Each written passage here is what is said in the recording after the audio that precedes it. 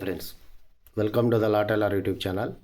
ఇప్పుడు నేను చెప్పబోయే టాపిక్ ఏంటంటే, చాలామంది డబ్బులు తీసుకుని ఎగ్గొట్టేసి అడ్రస్లు మారుస్తూ అసలు వాళ్ళు ఎక్కడ ఉంటారో అడ్రస్లు తెలియకుండా దేశాలు పట్టుకుని తిరుగుతూ ఉంటారు ఎగ్గొట్టాలనే ఉద్దేశంతో. అటువంటప్పుడు డబ్బులు ఇచ్చిన వారు భయపడాల్సిన అవసరం లేదు.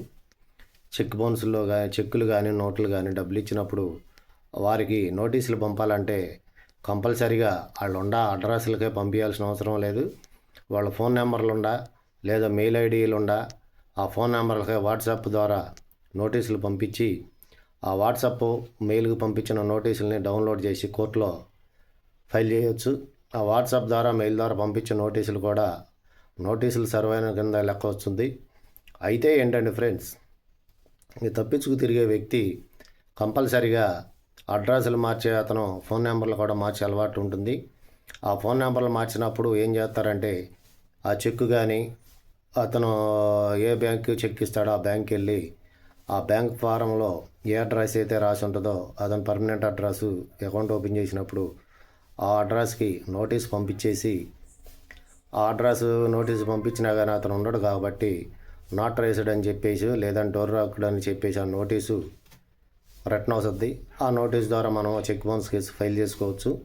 అలా ఫైల్ చేసుకున్న తర్వాత కోర్టులో చెక్ బౌన్స్ కేసు అయినాక అతను రాకపోయినప్పుడు ఆ ఎక్స్పైరీ ఆర్డర్ వస్తుంది. ఆ ఎక్స్పైరీ ఆర్డర్ జడ్జిమెంటు ఇవన్నీ వచ్చిన తర్వాత అతను ట్రేస్ అవ్వకపోతే కంపల్సరీగా మనం వేసిన చెక్ బౌన్స్ కేసు మనకు ఫేవర్గా వచ్చుద్ది, జడ్జిమెంట్ వచ్చుద్ది.